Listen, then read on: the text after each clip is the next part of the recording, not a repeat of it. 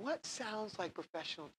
What sounds like the best business model for you? Where do you want to be? And where are you today? Are you in that river? And will you be in the river again tomorrow and the next day and the next day and the next day? Could you be in the river with 30 clients? Is it possible? Could you be in the mountain with the vein with 5 or 10? And would that give you everything you really wanted when you got in this business? Would that give you time for your faith and your family and your loved ones, the things that matter most? Would that afford you the ability to do all of that and still make the kind of money you want to make? The answer is in the pudding. We have the answer. We're doing just that. I've been in this business almost 15 years. We're operating with less than 30 clients, and we're making more and doing more than we ever had before. Because we got away from the model that was keeping us in the river.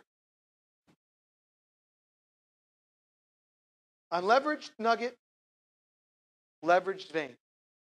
End user, center of influence. Does anybody think that there's not a better way? Does anybody disagree that that's the way we should go? There's nobody in this room I don't think I'm earth-shattering it. Is there anybody in this room that didn't realize that, wow, centers of influence is where to go? Does anybody believe that we should be in the river? Raise your hand if that's where we should be. Nothing new. But how do we get to the mountain? I mean, we're not Moses. We're not being called. I mean, how do we get there? How do we find the vein? Simple. Talked earlier about this. Change. Shift your focus. Increase your leverage. How did the Business 101 evolution happen? How come they weren't in the river? Why aren't these companies out there with thousands of people in the river? Because they changed their focus. They shifted it from the nugget to where is it coming from? They went looking for the vein. And when they found it, leverage. So how do you do it? Shift your focus away from the end user, away from that unleveraged inefficiency. And where? To the center of influence. And there is leverage. Easy to say. A lot of people showing you how to do that. Nobody's showing you how to make them your client. Who should your perfect client be?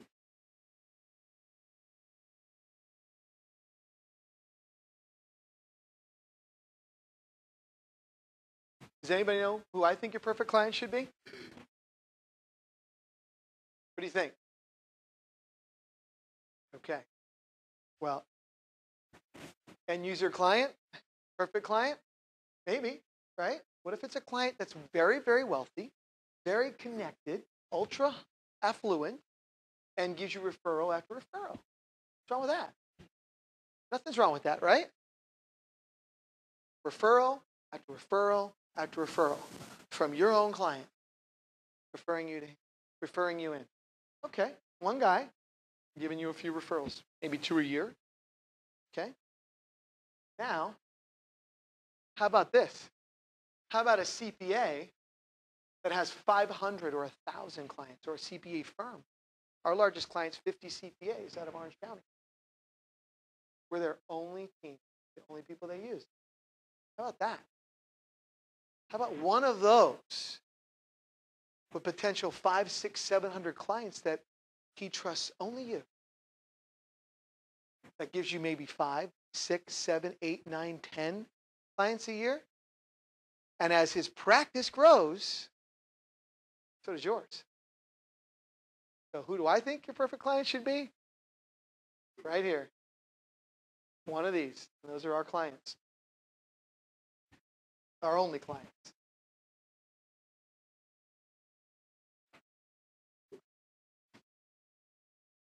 See, it's about relationships, but it's about the right relationships. The right relationship with the right person can change your life. The wrong relationship with the wrong person is an inefficient waste of time. See, no matter how strong you think your relationship with your client is, no matter how good your solutions or products may be, no matter what, more often than not, they will not view you as their most trusted financial professional, their go-to guy, regardless. See, I got the whole relationship thing years ago. When I shifted and changed, I said, okay, I'm going to build relationships. Because if you're not managing relationships, you're only managing situations. So I said, you know what, I'm going to shift. I went from 350 clients down to about 60. Foundational core clients. And then I started hunting for more and doing what I had to do. But I worked with a small group. And here's what happened. I was managing relationships then. And what happened was I would get to a point where when you manage relationships, and if you've noticed this, they trust you more. Okay? More. Not explicit, more. What happens is they give you opportunities to work on more sophisticated stuff for them. You get to do a little bit bigger work for them. Well, I had a client I was doing that with. I brought him this solution. I said, here you go, pal. This is the answer. He looked at it. He says, Tony, wow, this is perfect. It looks great. Looks like everything I could ever want. I think this is exactly what we need. Perfect. He goes, I'm going to have my guy take a look at it. Has anybody ever heard that? And I'm like, your guy? Wait a minute. I thought I was your guy. Christmas, Easter, surfing, kids, the ballparks. I mean, I'm your guy, right? Yeah. You're my guy. You're my insurance guy. But my CPA, he's my go-to guy. He goes through everything. I mean, everything I do goes through him. Like, wonderful. Now, the one person I needed to approve the solution I put on the table was the one person I didn't have a relationship with. Now, what do you think the odds are on him being my rubber stamp? Not good? Slim and none, maybe? That it? Exactly. Well, there was the rub. This is the problem. There's where the rubber meets the road. If I wasn't able to have a relationship with the person making the decision, everything else I was doing was inefficient. It was a waste of time. So I changed my focus. I went out and built relationships with centers of influence instead. I wanted, if that was going to be the case, if they were going to be the decision maker, then I needed to be working with the decision maker. Has anybody ever seen the CPA handbook? You know what rule number 1 is? Protect your client from commission-earning advisors like you and I. Rule number 2, refer back to rule number 1. That's what you're going against. And if you didn't understand that going in, let me tell you what happens behind the curtain when your clients say no to you. If you don't know.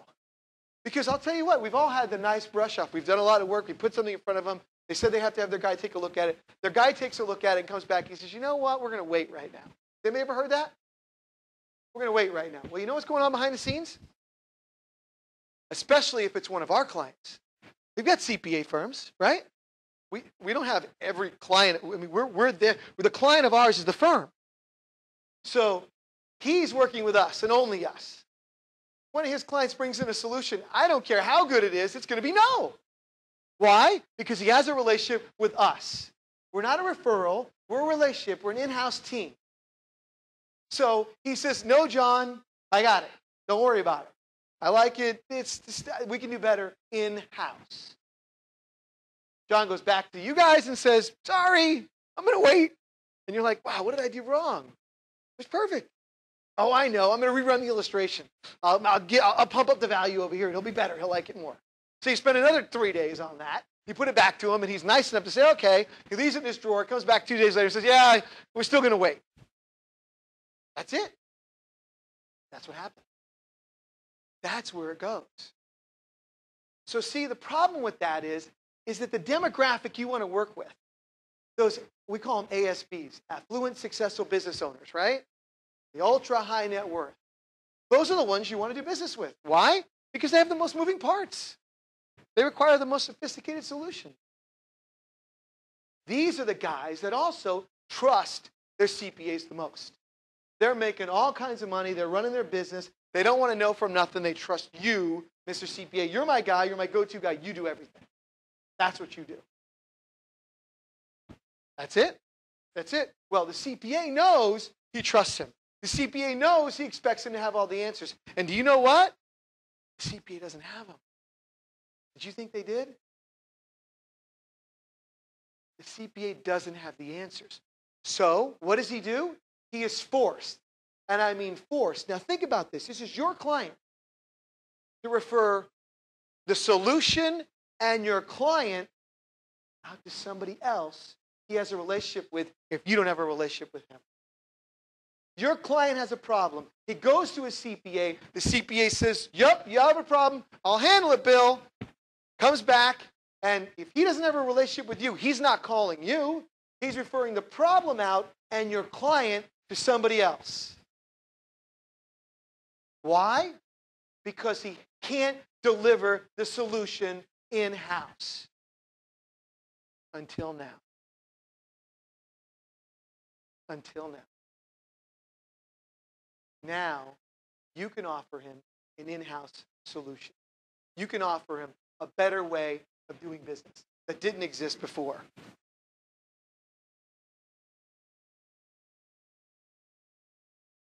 How do you do that? Change your focus. The solution, the answer, the better way, change your focus. Make the COI your client. Your tools, his toolkit. Your arrows, his quiver. For the first time ever, you become his back office. You give him the ability that he's never had before to deliver the solutions to his clients all in-house. You become the go-to guy to the go-to guy. You make him your client. That's leverage. Shift your focus. Increase your leverage.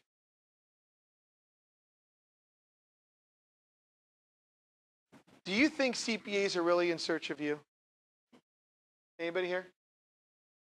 Do you think they're enthusiastic about, I don't know, looking for you and building referral relationships with you? Do you think that that's what they want to do? Do you think they're enthusiastic about delivering your solutions? Your solutions? Do you think they want that? Are they like, look, I'm looking for Bart? I'm looking for Bart. Bart's got the answer. Are they looking for you? Are they Googling you, Bart? Yeah, well, guess what? Google working with CPAs. You know what you're going to find? 7.3 million hits. Hundreds and hundreds and hundreds of pages of websites. All offering to teach you the secret to developing referral relationships with CPAs. Referral relationships with CPAs. I'll give you an example of two that I saw recently. One was, it's tax season, which, first of all, during tax season, we don't even talk to our clients. But it's tax season. Contact the office and say, I know you're busy. We're going to bring you lunch.